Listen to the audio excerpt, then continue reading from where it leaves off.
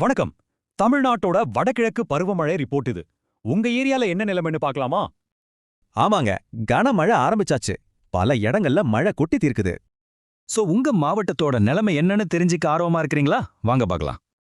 முதல்ல தெற்கு மாவட்டங்கள்ல இருந்து ஆரம்பிக்கலாம். அங்கதான் இப்போ தீவிரம் அதிகம். ராமநாதபுரம், தூத்துக்குடி, திருநெல்வேலி, கன்னியாகுமரியில இன்னைக்கு ராத்திரியிலிருந்து மழை அதிகமாகும். பாருங்க, ராமநாதபுரம் மண்டபத்துல இப்போவே 5 சென்டிமீட்டர் மழை பதிவாகியிருக்கு. அதே மாதிரி திருநெல்வேலி சேரன் மகாதேவியில 3 சென்டிமீட்டர் மழை பெய்திருக்கு. அதாவது தெற்கு மாவட்டங்கள்ல ரொம்ப பலத்த மழை பெய்யும், எல்லாரும் கவனமா இருக்கணும். சரி, மற்ற பகுதிகளில் வானிலை எப்படி இருக்குன்னு ஒரு பார்வை பார்க்கலாம் வாங்க. டெல்டா பகுதிகளில் மிதமான மழையும், மதுரை, சிவகங்கையில கனமழையும் எதிர்பார்க்கலாம். வட மாவட்டங்கள்ல குறிப்பா சென்னை டு கடலூர் ராத்திரி நேரத்துல மிதமான மழை இருக்கும். ஆனா ஒரு விஷயம், இந்த மழை ஒரே மாதிரி இருக்காது. இதுக்கு 2 கட்டம் இருக்கு. முதல் ரவுண்டு நவம்பர் 14 வரைக்கும்.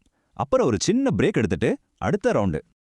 இங்கேதான் முக்கியமான பாயிண்ட். நவம்பர் 17ல வர்ற 2வது ரவுண்ட் இன்னும் ஸ்ட்ராங்கா இருக்கும். மொத்தத்துல நம்ம தெரிஞ்சுக்க வேண்டிய முக்கியமான விஷயங்கள் என்னன்னு பார்க்கலாம். தென் மாவட்டங்கள்ல இப்போ கனமழை, ஆனா நவம்பர் 17க்கு அப்புறம் வர்றது இதை விட தீவிரமா இருக்கும்.